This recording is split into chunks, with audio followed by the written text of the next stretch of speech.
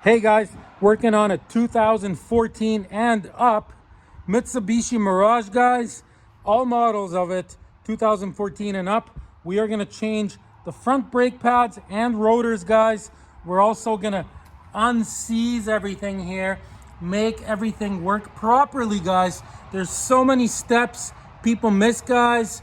Let's get into it right away, guys. Okay, step number one. I jacked it up. I put a jack stand under the frame, nice and safe. I jacked this up, see, under the frame like that. Very safe. Okay, so remove your wheel, and I turned the wheels all the way to the left. Okay, so first thing you want to do is you grab a flat screwdriver and see right in here, guys, this piston here, you want to push this piston back. So you can get in here with a flat screwdriver like this. See, and look. You can push that piston back. You could also use a C-clamp later, but this just works easier because it's done. Obviously, be careful not to cut the boot. See, just like that. So you want to push it all the way back. You could even put it under the pad here if you're struggling.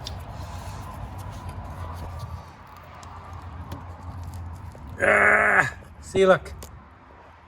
Okay, the piston is all the way back, and it should go with ease. If you're pushing it back and it's like impossible, then it's seized up inside and you're gonna have to replace your caliper. But ours went back, no problem, as you've seen. Okay, step number two, guys.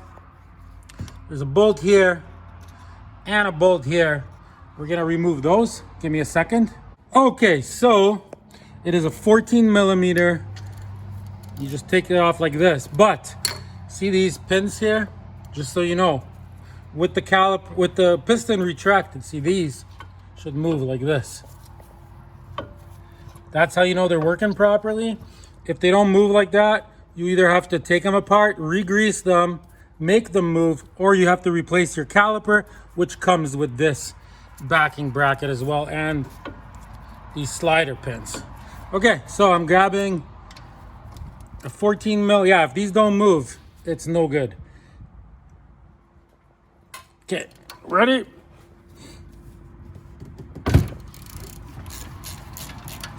And this one. So I'm gonna remove these two bolts completely. See you guys in 1 minute. Okay, see, that's what those look like. So then when we go to put these back in, we're gonna re-grease them and put them back in, nothing to it. And this one comes out. There you go. See, just like that. The top one has like a rubber thing on it, which sometimes they get all deformed. I've actually ran brakes without it. If yours is all deformed and messed up, you could, or you could replace it, which would be even better. Anyways, ours looks good. Okay, so now this, see, this just comes right off. See, just like that. So I'm gonna get like a metal wire and I'm gonna attach it to there so it's not hanging on the line. I'm gonna attach it like that. Okay, see you guys in 1 minute. Okay, see, I got it hanging like that. So there's our one brake pad. Okay, we'll get to that later, but you get a screwdriver and you just pry it out, comes out. So I'll maybe show that later. But anyways, so there's a brake pad here. If it's stuck, you gotta get a screwdriver and pry it. But in our case, it actually is moving pretty good. So get that out. I'm gonna put that there. Okay, so now this backing bracket needs to come off.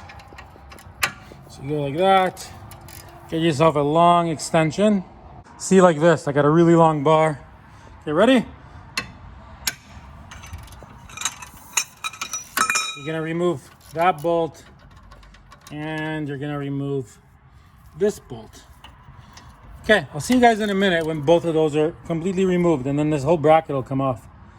Okay, see, that just comes off. Just like that. And the backing plate, see, the bolts go through it, just so you know. Okay, next, we're gonna straighten out the wheels. We gotta get this off. So there's nothing really holding it, as you can see. You just gotta hit it with a hammer and it'll come off, but the only thing that's holding it is the rust. So I'll show you a few tricks here. Okay, so you can spray WD-40. Okay, now what we're gonna do is we're gonna get a big hammer and we're gonna hit it, and hopefully it just comes off. Usually it does. If it's really rusted on shut, you gotta use a puller like this one. You can get these at Napa for like 50 bucks. It's a 3-clawed puller. You just attach these into the rotor or behind it. Usually they go into the slots there. And you turn the nut and it pulls it off, and you tap it with the hammer at the same time. But I'm gonna try to get it off without that first. And then if it doesn't wanna come, then we'll use that. Safety goggles, ear protection. You should wear a mask too.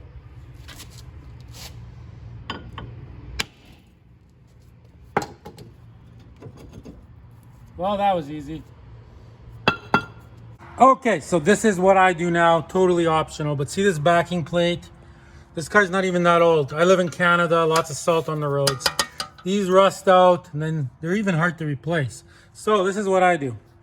I grab some old motor oil. I got a little paintbrush. And this is what I do. That will 100% stop that backing plate from rusting. So like I said, optional. This is a Canada trick, guys. That's what we do in Canada to keep these backing plates from rusting. So I'm gonna paint that with the oil, both sides. And then, once that's done, I'm gonna grab anti-seize and I'm gonna put anti-seize all over this. So the new rotor, when we pop it on, in the future, it doesn't get rusted on. So I'll paint that, I'll put anti-seize like this. Great product. Okay, see you guys in a minute. All right, and then we just place our new rotor on, just like that. Okay, moving on. Okay, so now, this is all important stuff. So we're gonna get into this. We're gonna be putting this back on, but before we do that, okay, so here are the brake pads. So they come, brake pads. There's these wear indicators. It's optional to put them on or not. I'm not gonna put them on because I can see my brakes right through my wheels. Okay, so there's brake pads, but you also need this kit. This was $9. So in this, you get new rubber things. See these? I'm not gonna touch them because mine are good, so I'm just leaving it. You don't have to change stuff if it's good, okay? You also get, let me open this up. Right, so you get the rubber things. You get the indicator things, which the pads came with, but you get these, which the pads didn't come with, so you need these. So there's 4 of them, 2 per side. And also came with these 2 little rubber things, see? Which are, remember how I talked earlier on this long bolt? I said these, you can change them or not, so that's what those are. In my case, I'm just gonna leave these because they're totally fine, but you could change them if you needed to. Okay, so this right here. So this mating surface and this mating surface, this is very important. It rusts here and it swells up and it keeps the pad from moving. The pad needs to easily move. Ours was moving, but grab a little chisel like this.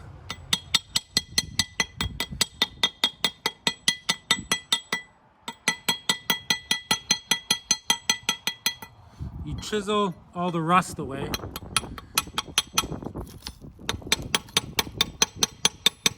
There and here. And I will show you why, don't worry, but this is very important. Guys miss this step. Okay, so you do that. Okay, also you can grab a file and file this, any rust. See, like that, and this side.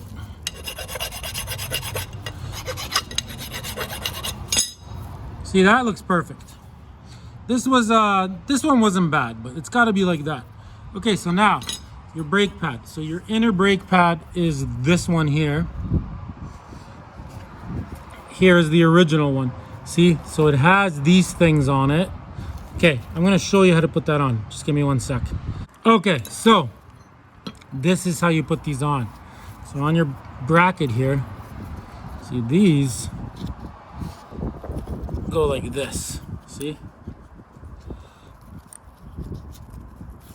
See, that's what the pad sits on. And you need the pad to move freely. That's why you grind all that off. The only thing is, here in Canada, everything rusts. So in order to keep this from rusting, you're gonna grab some high temp grease. You put some on your finger like this, and you put it all over this. You're doing it so it doesn't rust. Here in Canada, one winter, and all this will rust, swell up, and your pad won't have movement. It'll seize. One winter. If you do this, you can even go 5 years, 5 winters easy. Yeah, if you lived in California or something, you would not be doing this. This is a salt area thing that you do. Same with these.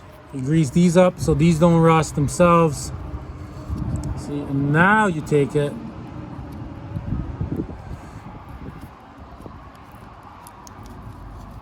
See, now that will not rust. Okay, so you put that one on.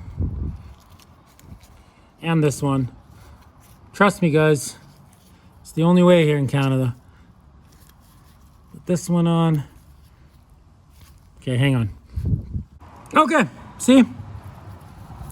That is the trick. Okay, so we're gonna put this bracket on. Let's do it. Okay, right, so it's just gonna go on.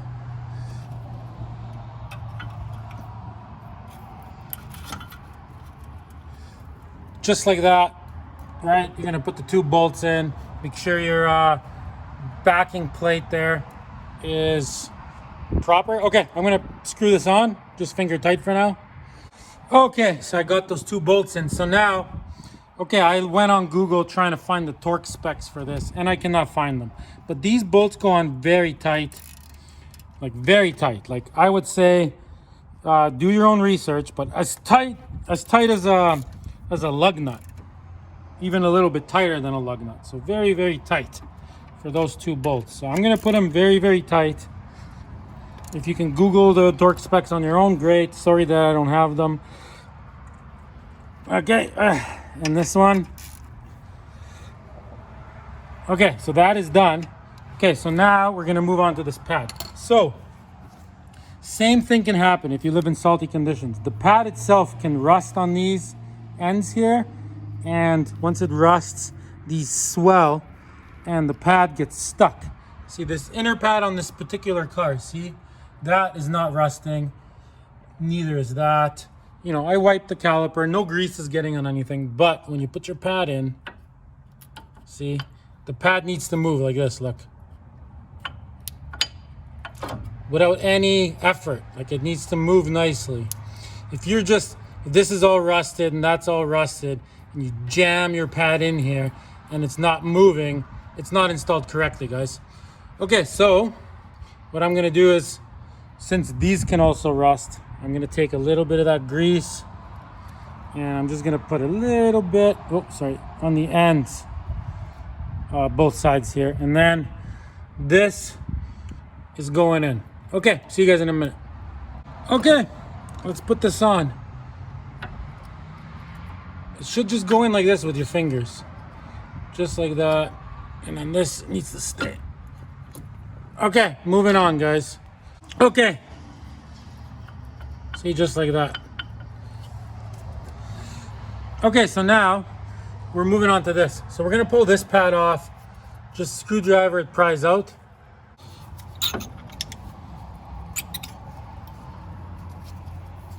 See, in these like pin things, there's holes in here, see? Make sure there's no crap in there. And when you put the new pad in, those holes have to line, these have to go in there, right? Okay, let's grab the new pad. See, there it is. Pretty straightforward. Just slides on, right? There, just gotta make sure they're in those 2 holes there, which they are. So this pad is installed. Okay, so now we're gonna disconnect this and we're gonna put this caliper on, guys.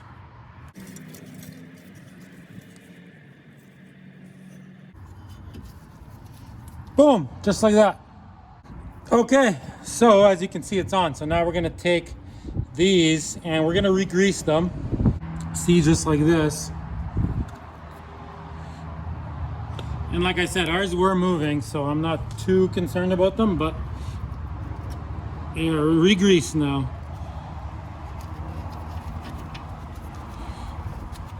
So we're gonna screw that in, and we're also gonna re-grease this other one too. That's the one with the little plastic things on it. And we're gonna do the same thing. That just goes in there. Okay, I'm gonna tighten these two bolts. Okay guys, it is on, as you can see, looking nice. So now,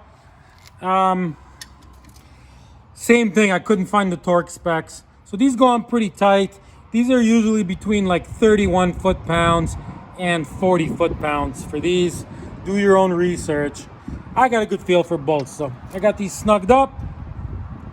Put your wheel on, torque that to the correct torque specs, and guess what, guys? You are done. And also, now you know how to do brakes if you live in the salt belt where they salt the roads. Thanks for watching, and please subscribe to this amazing channel. I got tons of videos on this car. Till next time, everybody. That was awesome. I will subscribe.